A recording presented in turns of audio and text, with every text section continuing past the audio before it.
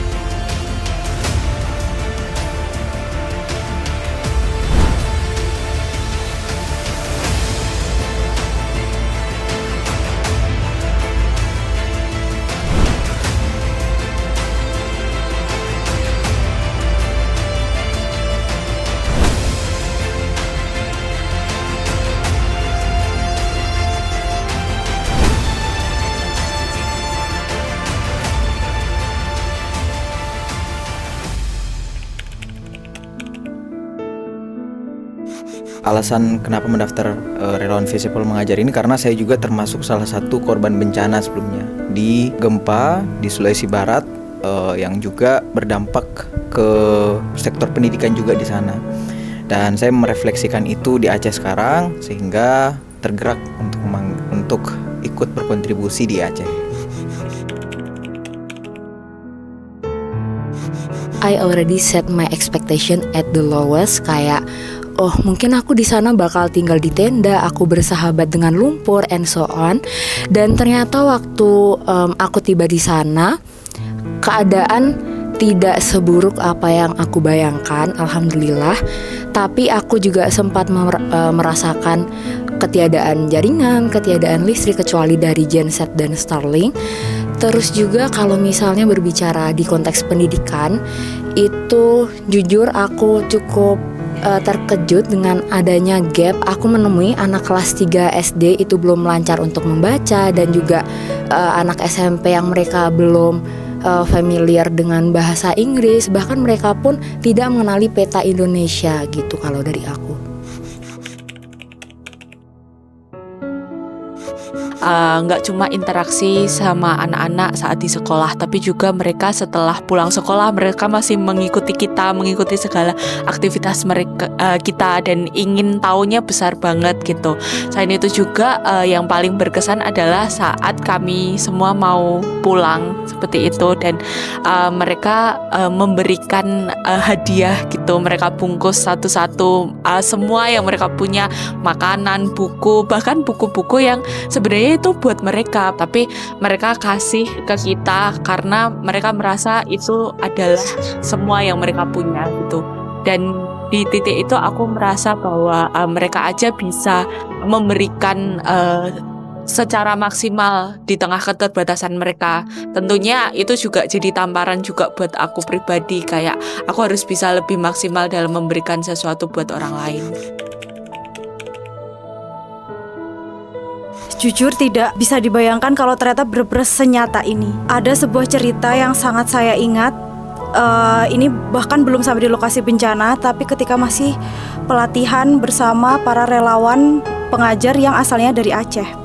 Jadi ada seorang ibu-ibu yang dia ikut relawan ini, dan dia bercerita bagaimana dia harus makan tempe mentah dan sambal terasi itu untuk 2 hari. Karena dia rumahnya di Takengon, dan itu harus melewati jalan menuju Bener Meriah, menuju ke Biren, dan itu tidak ada akses sama sekali. Dan itu benar-benar saya dengarkan sendiri, dan bahkan emosinya masih saya rasakan sampai sekarang. Kalau dari aku, ya memang anak-anak di sana itu yang membersamai kita, yang kita bersamai itu ada dari SD, SMP, bahkan SMA. Nah, dan mereka ini, anak-anak ini, itu kalau udah ngajak main itu dari pagi sampai malam, nggak kena libur. Nah, jadi emang yang paling susah dilupain tuh saat main sama mereka. Soalnya main sama mereka tuh bukan cuma sekedar main di lingkungan biasa, mereka kadang ngajak mainnya ke sawah, ke danau. Nah, bahkan di situ ada beberapa dari kami, termasuk aku juga nggak bisa berenang, diajarin berenang sama anak-anak yang masih kelas 6 SD, kelas 7 SMP.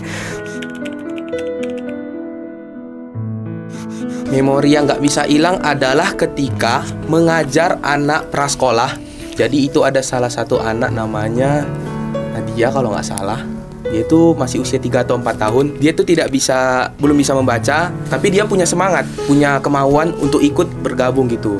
Pada awalnya kayak ada kemalasan juga karena mungkin belum bisa diterima dalam pikirannya. Tapi lambat laun sudah bisa mulai mengeja, bahkan membaca kata dengan baik gitu. Itu yang membuat saya pribadi cukup mengingat itu karena wah ternyata anak politik juga bisa bantu anak-anak dalam pelajaran dasar gitu.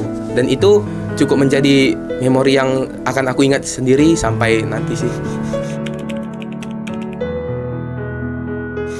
Pernah mengalami capek karena jarak lokasi dari tempat kita menginap base camp ke sekolah itu sekitar 3,7 km, dimana itu kalau jalan kaki sekitar 53 menit. Tapi yang bikin kita semangat tetap mengajar adalah karena dari semangat anak-anak itu sendiri yang mereka tetap pengen belajar.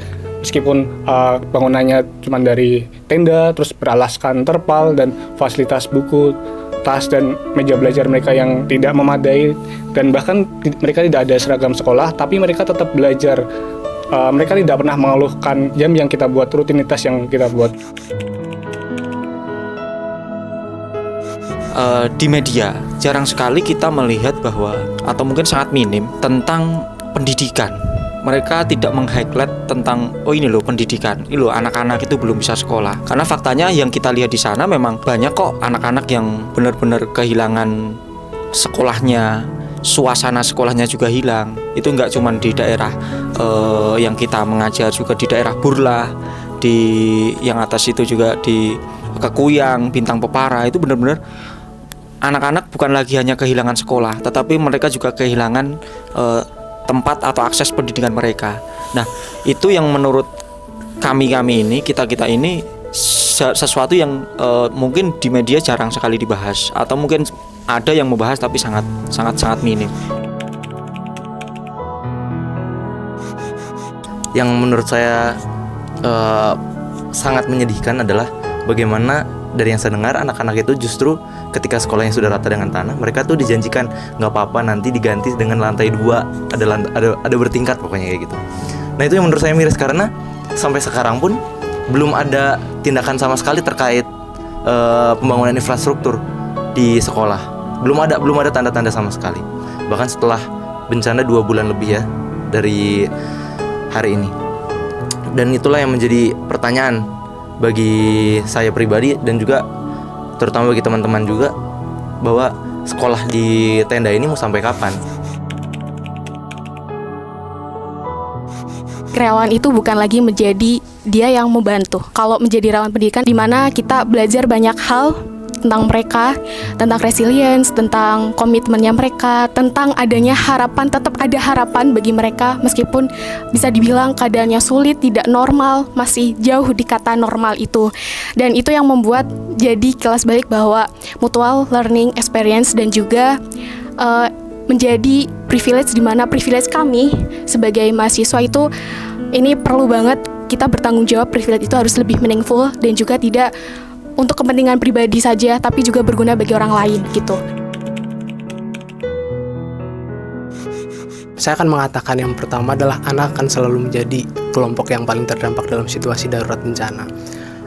Salah satunya adalah terkait dengan hak pendidikan yang harus mereka secara tidak langsung tidak mereka dapatkan dengan layak. Mereka harus menuntut ilmu di bawah tenda, di atas terpal plastik tanpa meja belajar dan sebagainya. Itu adalah salah satu hal yang paling menyakitkan ketika kita melihat bahkan sampai 2 bulan kondisi itu terus terjadi gitu. Tidak ada kepastian sampai dengan kapan mereka harus menyelesaikan sekolah di tenda darurat. Seperti yang tadi sudah dibilang, bahwasanya negara seolah-olah merawat kedaruratan gitu.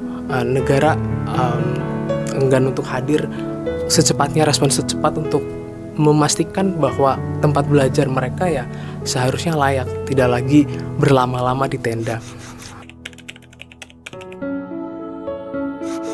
Mungkin pertama kali melihat programnya Visipol mengajar, oh kita akan diterjunkan ke lokasi pasca bencana dan kita akan mengajar di sana. Ternyata setelah di lapangan namanya bukan, implementasinya bukan Visipol mengajar, tapi Visipol mengajar dan Visipol belajar. Jadi kami di sana setengah mengajar, kami juga belajar di sana. Kami terkait fokus ilmu masing-masing, saya manajemen kebijakan publik, ada yang teman-teman sosial kesejahteraan. Kami belajar tentang ilmu yang kami dapatkan di kelas dan implementasi di lapangan seperti apa, khususnya dalam konteks pasca bencana. Nah, di situ sangat-sangat berharga. Kami juga mengajarkan, kami juga belajar di sana.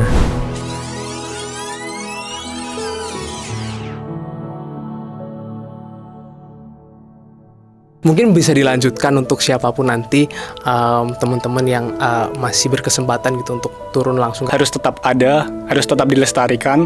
Dengan Visipol mengajar wajib banget untuk selalu tetap ada.